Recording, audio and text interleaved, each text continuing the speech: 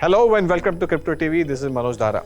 And today in Budget 2022 discussion, we have a very special guest. He is a tax advisor, Mr. Anush Basin. Anush, welcome on CryptoTV. Hi Manoj, thanks for having me. Good to be here.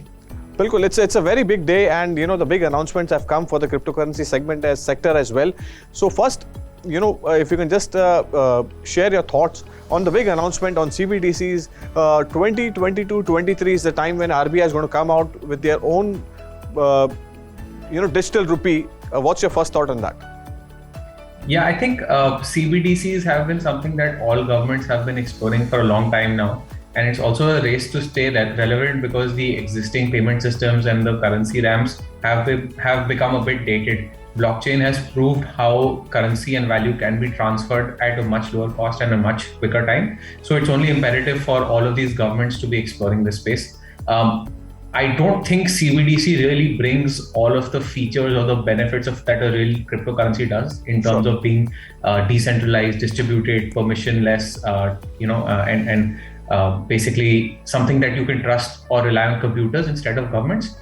This is just basically the government changing the backbone technology of the current INR system. So for me, as of today, if I'm using Paytm or Bheem or UPI or any of these systems, perfect. If I were to change the technology, it's not going to make any difference as such. So I think it's good for the government to be upgrading their technology, but the CBDC, for me really, especially because there are capital control laws, I can't send rupees outside of India. Until those things change, CBDC is going to be just basically something that is under the hood and won't make a difference. Sure. The second announcement which has come is all virtual assets to be taxed at 30%. This is the proposal which has come. So how do you see this move, and what is your reading about this statement? Yeah, I think first of all, it's a breath of fresh air and it's a sigh of relief, because there have been rumors for the last 2 or 3 years that there's going to be a ban and the government is going to completely wipe out the cryptocurrency ecosystem from India. So definitely a step towards the favorable side. The government is looking at taxing it. The government for the first time has used the words virtual digital asset, which is something we've never heard of before. The original bill also back in the winter session was called the Cryptocurrency and Regulation of the Official Digital Currency. So it was all about cryptocurrencies and how currencies posed a risk, but the narrative of assets is being picked up for the first time. So I think on that front, it's a battle that we've at least won stage 1 of, and it still remains to be seen. The government needs to understand a lot more how cryptocurrencies work or digital assets work. There are so many nuances which need to be regulated, but taxes are definitely something that were relevant because people have made so much money in the last year. Bitcoin went from 10,000 to 60,000, came back to about 40,000. So there has been a lot of wealth accumulation that the government should get its hands on, and I think that has been one of the driving factors because of which this this announcement was made today. So Anush, since you are a tax expert and you are a tax subject matter expert on cryptocurrencies as well, if you can just explain this for our viewers, as we are talking about 30% tax. Before this day, what was the tax, and going forward, how do you see this announcement from an investor's point of view?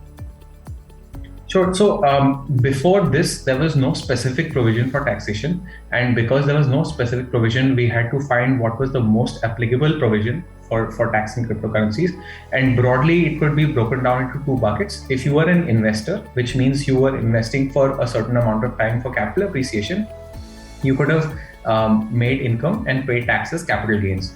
Anything held and sold under 3 years would be short-term, and anything held and sold after 3 years would have been long-term capital gains. Depending on your holding duration, short-term cap gains would be taxed at, say, anywhere between 15 to 30%, and long-term capital gains would have been taxed at 20%. If you were a trader, on the other hand, you buy and sell frequently, you try and arbitrage, you try and make money off volatility, you would be paying taxes as a business income or as a commercial undertaking or trading enterprise. Sure. So you would be paying taxes at whatever is the applicable slab rate. The biggest difference is that in both occasions, you had the option of looking at what is the slab that applies to you and then paying taxes on that. But as per the new regime, irrespective of how much money you made, whether you made 3 lakhs, 6 lakhs, even maybe in a few crores also, you're going to be paying a flat 30% rate. And obviously, if there is a surcharge that may apply to it, but I think it is a little unjust, and it's a little hard for those people who are just entering this market, who are just getting their feet on the ground and starting to earn money. Paying 30% taxes could be a little unfair for them. So as you are saying that it's a step in the right direction, and government has taken a big step of at least using this word, virtual assets. So going forward, we will see what will be the implication for this sector. But TDS has 1% on transfers. If you can just highlight that, how this move will be, will it help the traders, will it help the exchanges, or is there any other aspect you want to highlight for us? Sure. So to look at the TDS implication, let's break up the markets into two components. One is the exchange market, where there are centralized exchanges, multiple WazirX, CoinDCX, BitPNS, and the likes, who will be monitoring all transactions. And Sure. if these transactions of any trader cross that monetary threshold that is yet to be set by the government, the exchange will also have to ensure that 1% TDS is deducted and deposited by that particular taxpayer, with the government. The other aspect of the market is the peer-to-peer market, where I, for personal reasons, don't want to interact on a centralized exchange. I want to find another peer and trade with him directly. That is where now I will have to ensure that I have all of his information, including his PAN details, so that before I transact with him, I can deduct 1% TDS and deposit it with the government. The intention of the government is to get their visibility on all of the large transactions in this ecosystem, and they want to make this transaction reporting process a little more automated, that at the very instance of the transaction, the information goes to the government. It's not that the government has to later on go and send exchanges to notices and ask them for information. Okay, please tell us information about your top traders. Sure. And similar things. So the government is taking proactive measures to accumulate all of this data and basically process it for whatever manner they deem fit.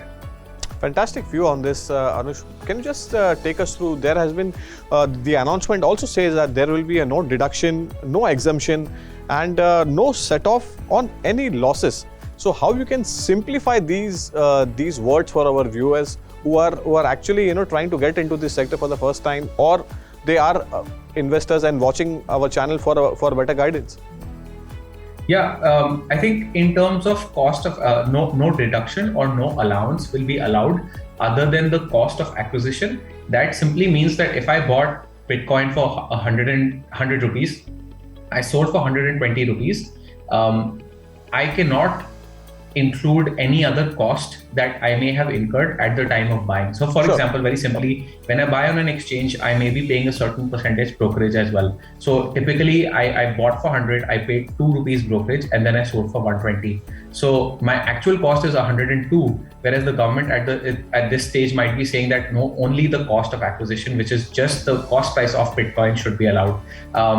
To take this a little further, there may be traders who do this full time. They might have a facility on rent. They might be paying electrical expenses. They may have some staff costs associated. They may have other costs associated, which should also be allowed to be introduced and deducted from your total sale price. But at this stage, the government is saying that none of those incidental expenses will be allowed. Only the real cost of acquisition of the asset will be allowed to be deducted from the sale price. So it is an area where I believe the government is trying to deter the investors and traders to some extent, and saying that this is more of a gambling or a betting sort of a market. So we will try and characterize and regulate it similar to those markets than a legitimate business enterprise.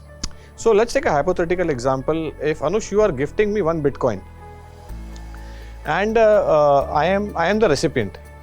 All right. So this statement says that gift taxable at the hand of recipient. So how will you explain this process, and how much tax I will have to pay if I sell it today only? Yeah, sure. Gifts typically have been taxable in the past.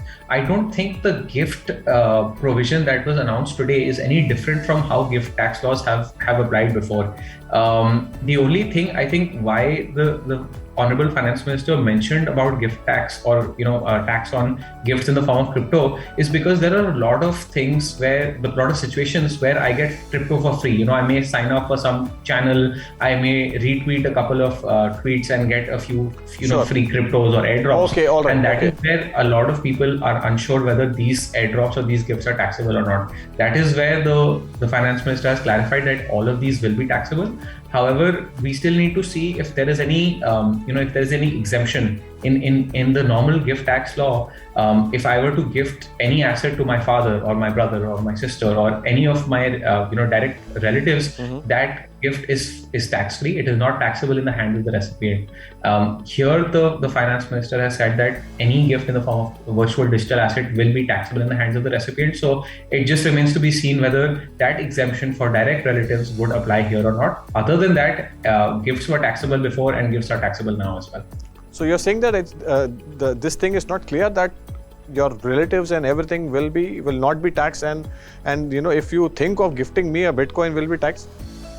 Yes, as you and I are not direct relatives. All right. If I gift you a Bitcoin, you will have to pay tax on it.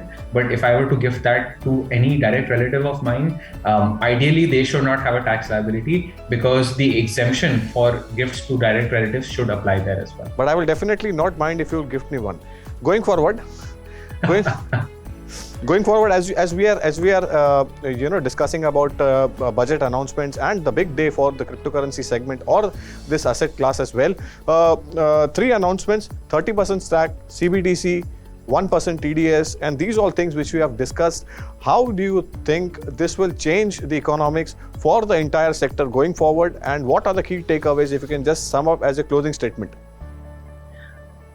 I think it's a good day for the economy, especially good day for all of the people who have been holding on to dear life in this space for a while, considering so many rumors about a ban. It is the first time the government has used words such as virtual digital assets. It's really sweet music to the ears to hear the government come up with something like this. Sure. There will be multiple interactions, iterations, discussions with the government, with the income tax department to create certain amendments in this law to ensure that all different players, participants in this space get taxed, a little more fairly than and it will bring in a lot of more participants into the system, as well as, for example, banks who have been so scared about providing banking access to customers. Now there is literally a provision in the income tax framework which talks about taxing a particular sector, right? So the Fantastic. banks hopefully should not be creating problems, and that way forward we should see a lot more participation in this space. Only if you, on the cryptocurrency segment or this asset class per se, how do you rate this, budget announcement 2022 on the scale of 1 to 10? 6.5. So what else you are expecting?